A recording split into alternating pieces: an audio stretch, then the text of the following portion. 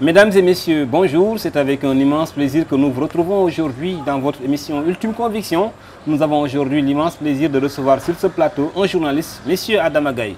Bonjour. Bonjour. C'est un plaisir de vous recevoir sur ce plateau. Plaisir partagé. Je salue les téléspectateurs et téléspectatrices. Merci beaucoup. Alors, on va y aller. L'actualité aujourd'hui dominante au Sénégal, c'est surtout par rapport à cette situation-là, la crise institutionnelle, en tout cas qui est annoncée, ou bien même que nous y sommes déjà. Quelle analyse en faites-vous d'une manière générale?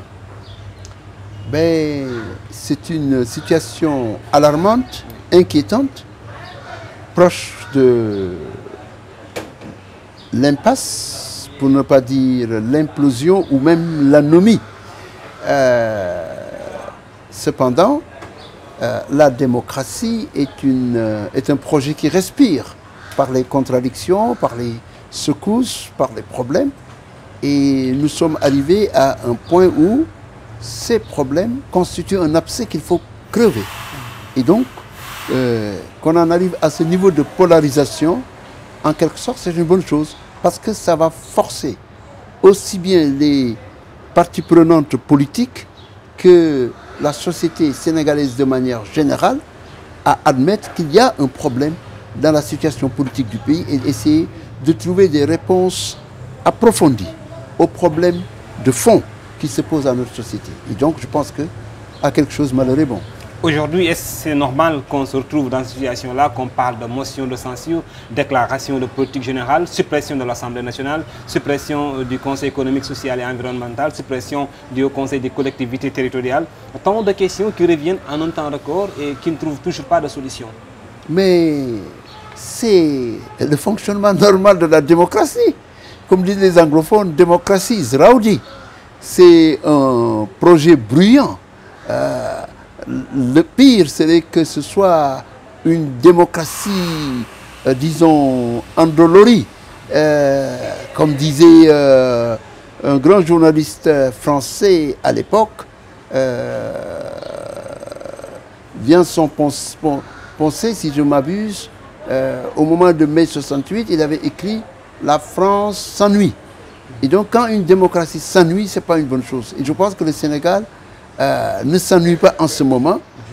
Il est alarmé et alerte face aux problèmes de notre démocratie.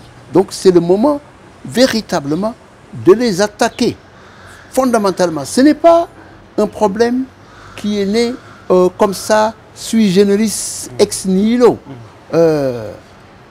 Depuis des années, depuis le retour de la démocratisation au milieu des années 1970, il y a des problèmes qui sont restés en latence, qu'on n'a pas résolus. Et aujourd'hui, nous avons atteint un point, disons, culminant dans la crise. Et c'est une bonne chose. Moi, je suis content qu'on puisse réaliser que ce n'est pas par la bande à la hussarde, dans des solutions à la petite semaine, qu'on peut régler ces problèmes-là. On va les régler en comprenant que c'est une crise institutionnelle, probablement l'une des plus graves que les pays connaissent depuis 1962. Il y a pratiquement de part et d'autre un refus de dialoguer. Et c'est une crise qui découle de quoi selon vous? De ce que les acteurs politiques sont égoïstes, ne poursuivent que leur intérêt crypto-personnel ou partisan. Des acteurs politiques de part et d'autre. De part et d'autre, évidemment. Et donc, à force d'agir de cette manière-là, ils en sont arrivés à entraîner avec eux le pays dans cette impasse, presque un point de non-retour. Il faut régler le problème parce que tout est possible. Cette crise est grosse de tous les dangers.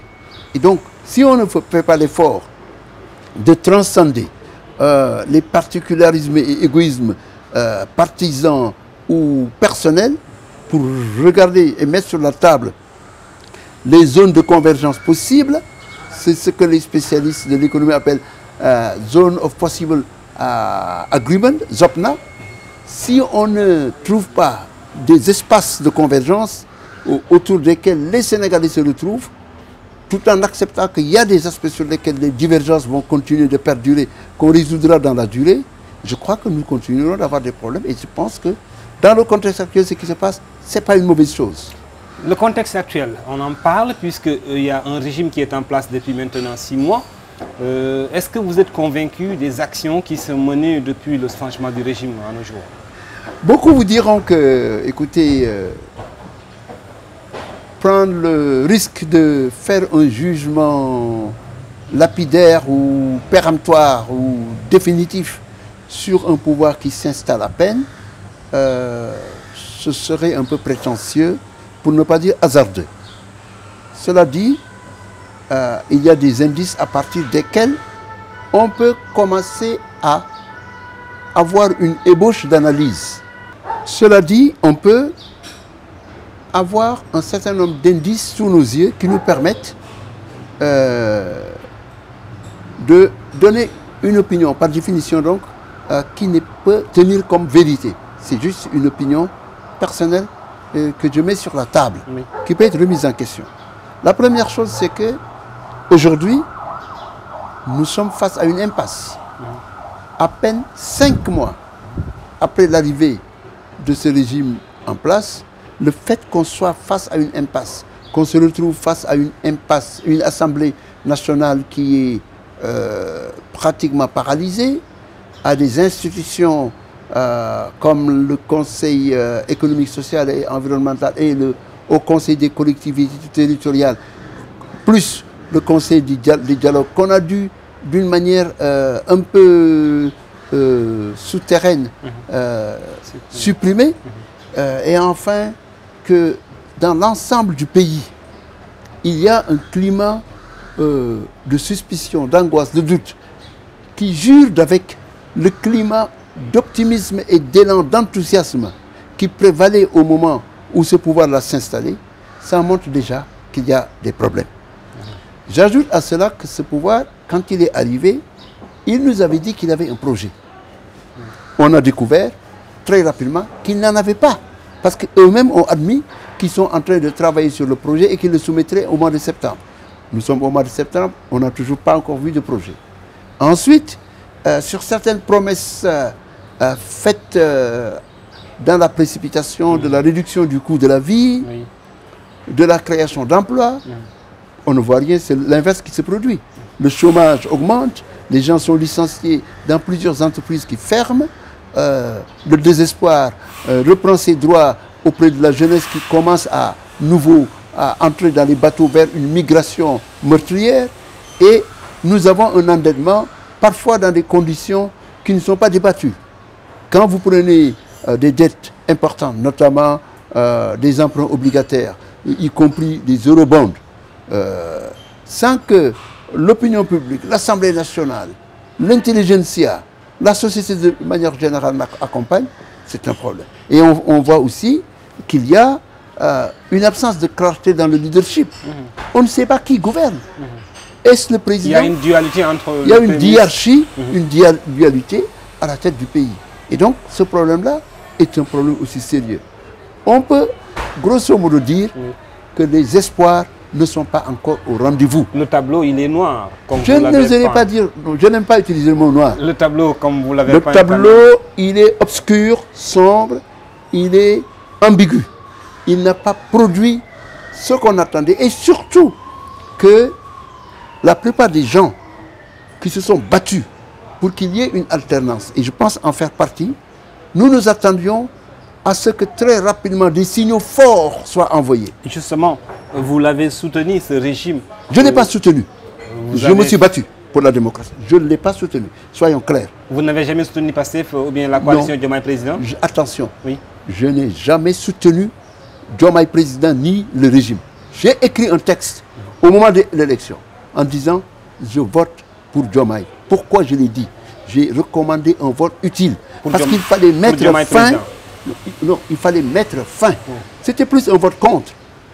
C'était une élection référendaire. Oui, mais quand même, vous avez demandé à ce que le Sénégalais vote pour Diomaye. Mais je l'ai dit parce qu'il fallait qu'on arrête les tueries. Le Sénégal était en train de devenir un espace disons, où on tuait à tort et à travers, où les personnes disparaissaient, où jamais on avait vu autant de détenus politiques, plus de milliers, et notre démocratie allait à volo. Donc à ce moment-là, il fallait prendre un choix.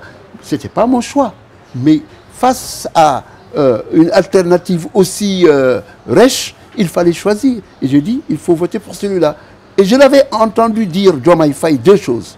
Que lui, il ne permettrait jamais qu'on prenne le denier public et qu'il n'accepterait jamais les formes de tolérance, qu'il n'allait pas revenir sur certaines valeurs fondamentales qui constituent le socle de notre démocratie et de notre pays.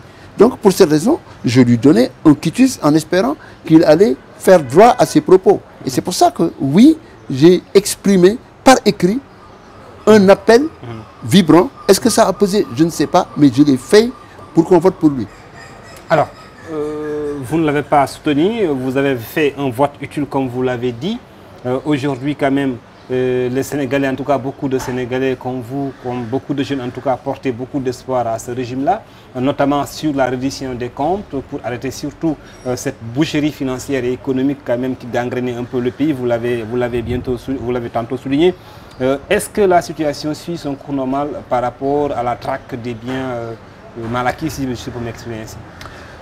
Écoutez, ce qu'on nous a dit, et je leur donne droit, c'est leur droit de choisir cette voie. Ils ont dit, nous n'allons pas faire comme Macky Sall en 2012-2013. Nous n'allons pas tomber à bras raccourcis sur des personnes qui sont soupçonnées d'avoir dilapidé les ressources publiques ou d'avoir posé des actes, disons, criminels de sang. Nous voulons permettre qu'il y ait ce qu'on appelle due process, due diligence, que la justice soit laissée à l'œuvre avec des personnalités du droit, de la sécurité, qui mènent les enquêtes qu'il fallait pour pouvoir arriver donc aux conclusions des poursuites sur ces personnes qui auraient été identifiées. C'est une approche. Personnellement, ce n'est pas la mienne. Parce que d'avoir suivi cette façon, à la limite, ce train de sénateurs, ça induit quoi?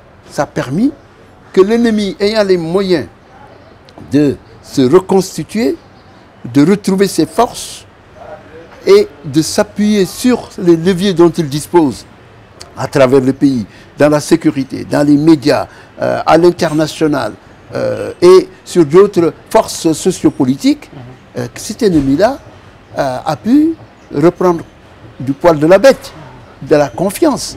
Et donc aujourd'hui, on voit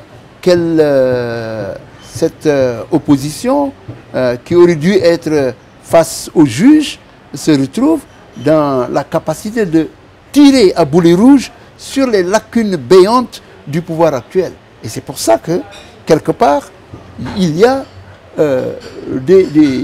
des actes qu'il fallait poser dès le départ. Il y a certaines personnes qu'il ne fallait pas laisser sortir du territoire national, en commençant par Macky Sall. Ah oui? Oui, la problématique est de savoir est-ce qu'ils sont sortis de prison avec les mains liées. Qu'est-ce qu'ils ont négocié ou pas discuté avec Macky Sall? Vous soupçonnez qu'il y a un deal, un protocole de Cap Manuel comme le pense certains qui aurait été signé? Je suis convaincu qu'il y a un protocole. Écrit ou non, il y a un accord. Et ils sont allés dans cette direction parce qu'il y a des indices qui permettent de le penser. Ah oui? Notamment quand Macky Sall a fait son discours le 3 juillet 2023 pour dire qu'il ne serait pas candidat, Bassirou Diomaye Faye, qui s'est trouvé en prison, a dit qu'il a appelé le fils de Macky Sall, Amadou Sall, ce qui est déjà un problème, pour lui dire d'aller encourager et féliciter son père, de lui dire que ce qu'il a fait c'est bien, de ne pas écouter les faucons autour de lui qui le poussent à vouloir s'accrocher au pouvoir. C'était déjà une volonté de s'approcher de lui. Ensuite, on nous a dit qu'il y a eu des intercesseurs, on a parlé de Pierre Goudiaby, on a même parlé de monsieur, vraiment un ancien vendeur à la sauvette, Ousmane Yara, qui n'est qu'un aventurier, n'est-ce pas, qui vivait au crochet de Alpha Condé, qui l'a poussé à participer aux boucheries de Alpha Condé, en restant jusqu'à sa chute à ses côtés. J'en sais quelque chose. Ce monsieur-là, on l'a pris comme intermédiaire, c'est gravissime. Ce monsieur Ousmane Yara, quand Alpha Condé est tombé, il a changé du jour au lendemain son image sur son profil de WhatsApp, où il mettait la photo de Alpha Condé avant, il l'a remplacé par la photo de Mandela. J'en sais quelque chose, je sais. Alpha Condé m'a appelé pour vouloir me mettre en contact avec certaines personnes, dont un Libanais ici au Sénégal, pour que j'intervienne, pour l'aider.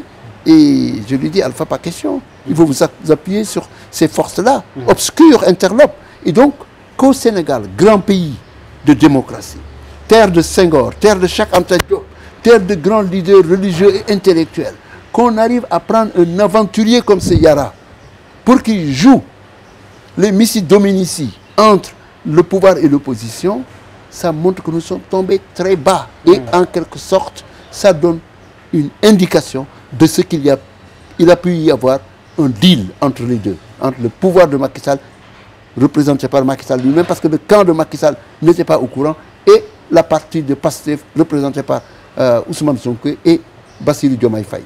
Quel est monsieur Adama Gaye, quel est votre souci, sinon les soucis que vous avez, ou bien les problèmes que vous avez avec le président Macky Sall? Est-ce que ça découle de votre emprisonnement? Non. Macky Sall et moi, ça date de longtemps. Oui. Avant qu'il n'arrive au pouvoir, j'avais écrit en 2012, entre la peste et le choléra, je refuse de voter. Tout le monde se souvient de ce texte. D'une part. D'autre part, j'ai connu Macky Sall.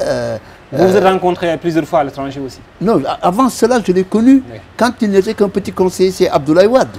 J'étais allé rencontrer Wade à la présidence et j'avais aidé Abdoulaye Wade à avoir des barils de pétrole du Nigeria et du fuel oil.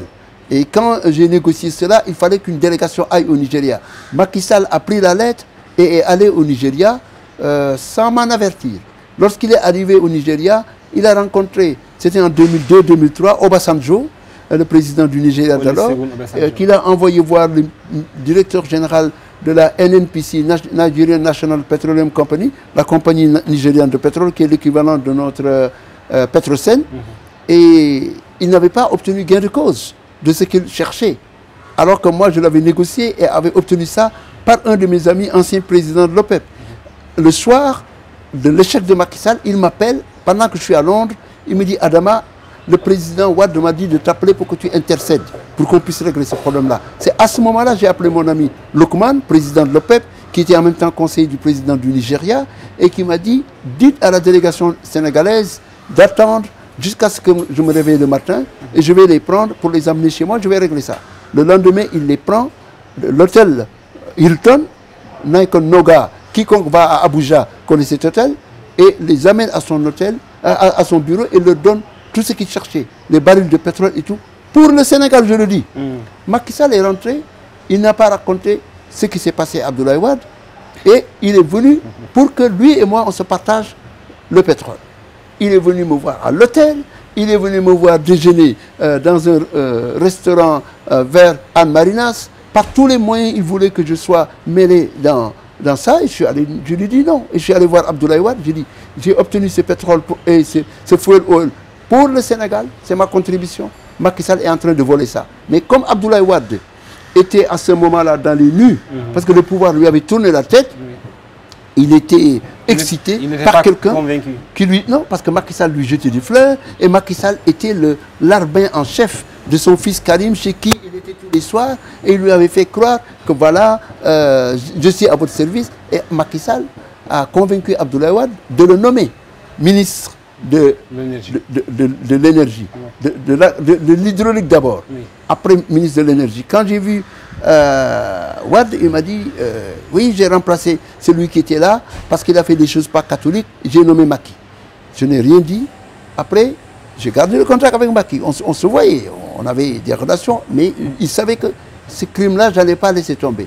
Et quand j'ai compris que c'était une entreprise criminelle qu'il avait mis en place, une mafia, pour prendre les ressources du pays, par exemple le patrimoine bâti avec un certain Souleymane Baïdy Ndiaye, avec la SONES, avec Delco Samb, avec d'autres acteurs dont il s'était entouré, il savait que je savais ce qu'il faisait.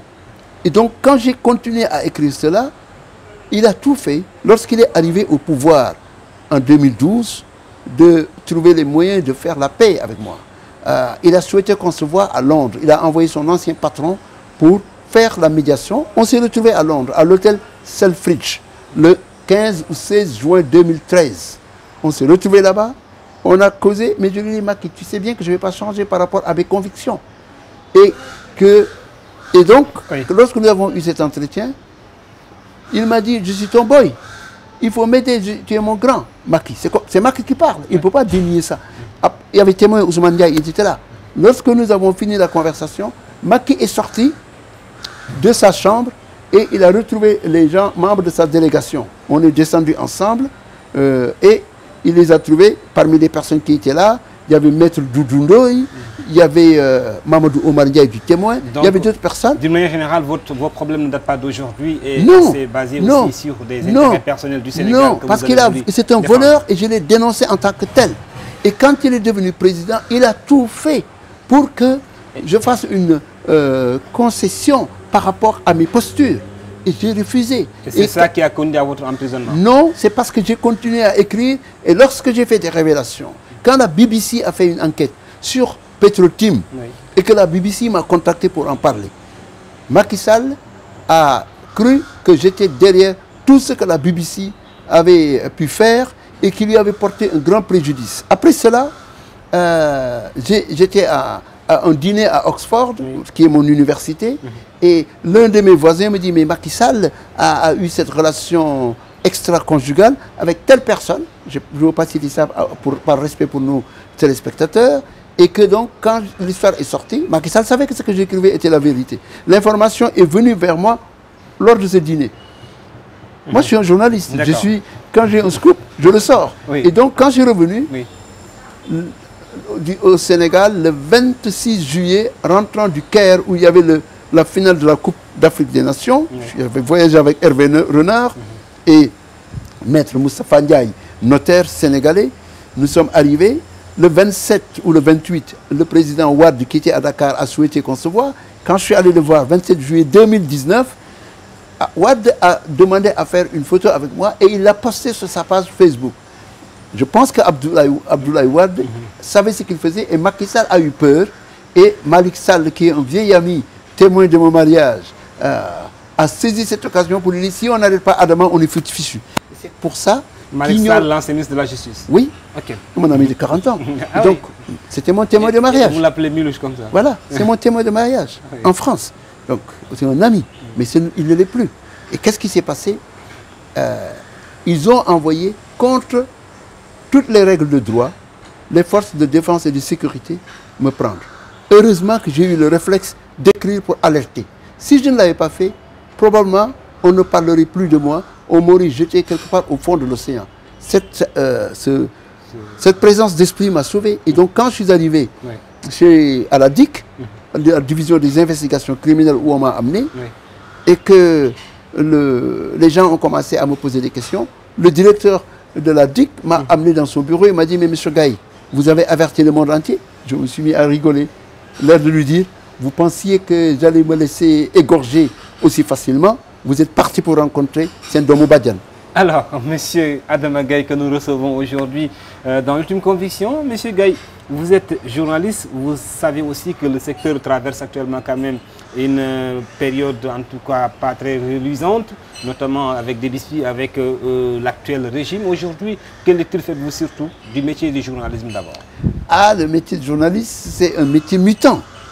Vous savez, le journalisme à ses débuts, de Gutenberg avec la naissance de l'imprimerie et puis après avec les évolutions technologiques, le télégraphe, le morse pour la radio, toutes ces technologies qui ont le fax et autres moyens pour diffuser l'information de masse, c'était un métier qui était réservé à une catégorie restreinte de personnes. Aujourd'hui, le journalisme, c'est un métier ouvert à tout le monde, à cause de ce que j'appelle la tectonique des plaques numériques avec les réseaux sociaux. Donc, il faut s'adapter ou périr. Il y a beaucoup de métiers qui étaient incontournables, ou des marques qui étaient incontournables, mais avec la disruption, ces métiers ont disparu. Si on prend par exemple, certaines compagnies aériennes, on ne s'imaginait pas qu'elles disparaîtraient sans qu'on en parle. Certains médias qui existaient, qui n'existent plus. Beaucoup, l'achat de journaux, qui était le réflexe ordinaire, ça n'existe plus. Oui. Donc, il faut admettre que le journalisme n'est pas en crise, mais il traverse une période de mutation profonde. Donc, il faut s'adapter. Malheureusement, ce que nous avons vu au Sénégal, c'est que ceux qui sont entrés dans cette profession, ils sont entrés en se disant, c'est à la fois un instrument de lobbying, c'est un instrument de chantage, c'est un instrument pour se mettre au service des pouvoirs à la fois politiques ou de business et s'enrichir. Et c'est ça qui s'est passé. On a vu les médias s'aligner derrière les pouvoirs en place année après année et ils ont commencé à le faire de façon crasse quand Macky Sall est arrivé au pouvoir. Et c'est ça qui entraîne leur mort, la mort de beaucoup d'entre ces médias-là. Mais parce qu'ils sont allés trop loin quand même. Parce que pas une seule fois vous les avez entendus parler des tueries, des crimes économiques, des crimes humains, rien. Ils ne parlent pas des questions de fond de ce pays. Ils se sont mis derrière quiconque pouvait leur donner des retours. Ils ont fait des collusions avec les criminels à qui on a donné les marchés dans les conditions léonines. Alors, est-ce que c'est la solution aujourd'hui, la méthode optée par l'actuel régime? Mais le régime actuel a raison de les ramener à l'ordre. Parce que ces gens-là, on les aurait laissés. Mais ils étaient des alliés, des associés, des acolytes du pouvoir qu'on a fait tomber.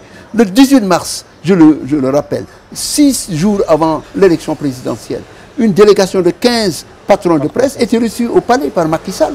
Et sorti du néant, Macky Sall descend et ils disent qu'il nous a fait un dégrèvement fiscal de 40 milliards CFA. Au nom de quoi? Qui est-il pour faire ce dégrèvement? C'est l'Assemblée nationale qui peut faire cela, dans une discussion accessible à tout le monde. Et au nom de quoi on donne ça aux médias et on ne donne pas ça aux autres corps de métier, ni à l'éducation, ni à la santé, ni à d'autres secteurs? Donc, ils ne sont que dans une situation où aujourd'hui, ils sont des arroseurs arrosés. Je suis pour que l'État exige que ces gens-là payent leurs droits fiscaux. Parce qu'ils doivent payer leurs devoirs fiscaux, il faut qu'ils assument cela. Ce serait trop facile de dire, après tout ce que vous avez fait, on annule cela. Ce n'est pas une bonne chose. Vous êtes aussi une personne très influente sur en tout cas au-delà du continent même, dans le monde. M. Adama Gaye, vous êtes connu de partout. Est-ce qu'aujourd'hui le Sénégal peut bénéficier de votre influence pour quand même espérer de vous certains investissements? Écoutez, moi je suis un talibé. Je suis, je l'ai dit quand je suis revenu au Sénégal, revenu truelle en main. C'est une manière de dire, je suis prêt à être un maçon au pied du mur et travailler avec d'autres à la construction de notre pays. Je me suis battu pour la démocratie. Je me suis battu pour les droits humains. Je me suis battu pour les libertés toute ma vie.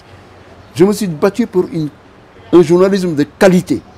Je me suis battu pour l'émergence d'une intelligentsia africaine. Mais je me suis, oui, aussi battu pour le business. Et je vous ai dit que dans le pétrole, j'ai œuvré. Je crois, ce matin, quand je me suis réveillé, un de mes amis de la Hollande m'a contacté. C'est l'un des plus grands spécialistes, en tout cas agro-industrialistes de l'Europe.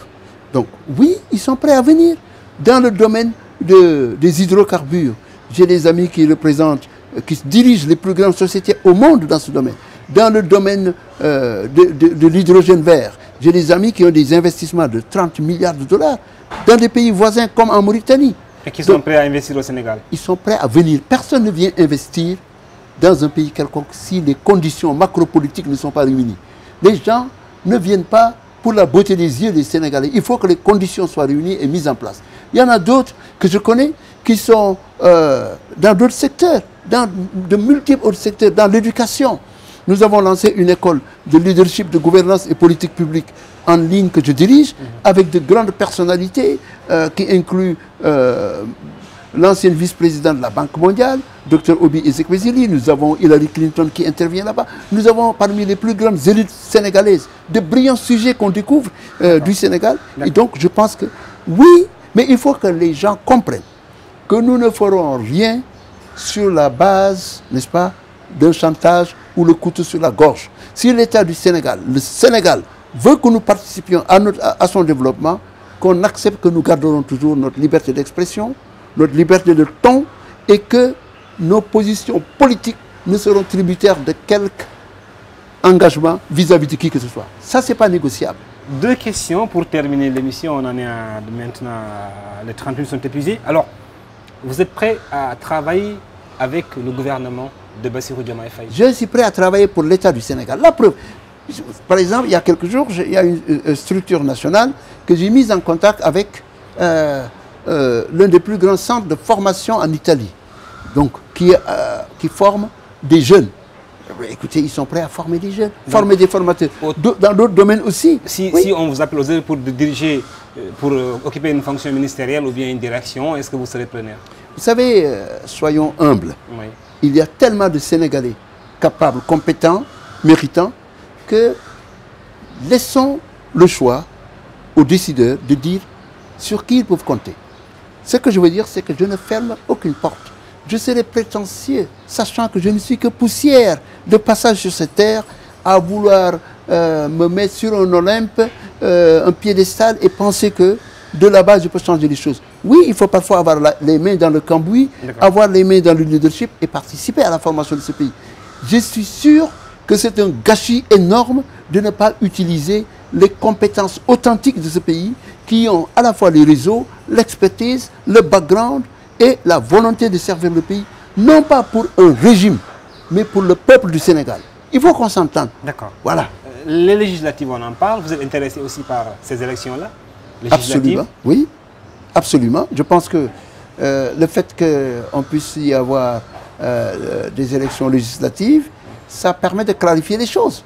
Les Sénégalais, qui sont le peuple souverain, le maître de la démocratie, vont pouvoir avoir la possibilité d'aller aux urnes et voter. Et quand je dis peuple, je ne dis pas peuple masculin, je dis peuple intégral. Les hommes, les femmes, les handicapés, les urbains, les ruraux. Il faut que ce soit un processus inclusif qui permette de donner véritablement une photographie authentique de la sociologie sénégalaise, pour éviter d'avoir ces situations, disons, fluctuantes que peuvent représenter les sondages, dont on dit que c'est comme des bikinis qui cachent l'essentiel, alors que ça donne l'impression de montrer cela. Donc il faut qu'on en arrive à avoir des élections législatives qui, je l'espère, permettront à l'électorat de ne pas se contenter seulement de voter pour la plupart de ces acteurs politiciens dont on a vu les limites sur tous les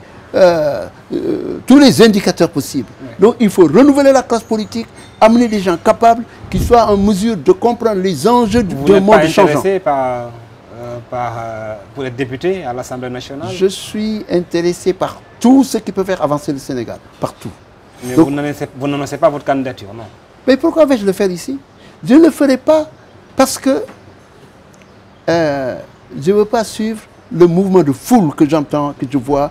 Je ne serai pas un mouton de panurge. Ça demande une réflexion, ça demande sa faisabilité, ça demande une évaluation des chances et peut-être des risques que cela implique. Il faut qu'on soit lucide. Parce que nous avons un électorat aussi et un peuple parfois qui a des attitudes, qui jure avec la rationalité. Parfois, dans les choix qui sont faits, ça fait du mathéisme. Ils choisissent de dire, c'est ce qu'on fait. Et si moi, j'estime que ce serait me jeter pieds et poings liés dans un foyer incandescent à la merci d'un électorat qui ne tiendrait pas compte de ce que je peux apporter, je préfère rester là où je suis, vivant quant à soi, pour pouvoir toujours continuer à contribuer dans la marche de ce pays. Mais en le faisant collectivement, le travail, le développement ne peut pas se faire à titre personnel. C'est pourquoi je dis, autant ce régime-là, je n'ai rien contre lui, autant je dis, c'est ensemble, avec les forces représentatives authentiquement d'une volonté de changement en profondeur, que cela se fera. Et donc, que chacun ait cette humilité-là, à mon avis. Vous l'avez compris, c'était le mot de la fin du journaliste Adama Gaye qui a été aujourd'hui notre invité dans Ultime Conviction. Merci beaucoup. Je vous remercie et je vous encourage. Vous faites œuvre utile. Le débat démocratique, contradictoire, pluriel, C'est ça qui a toujours fait notre pays.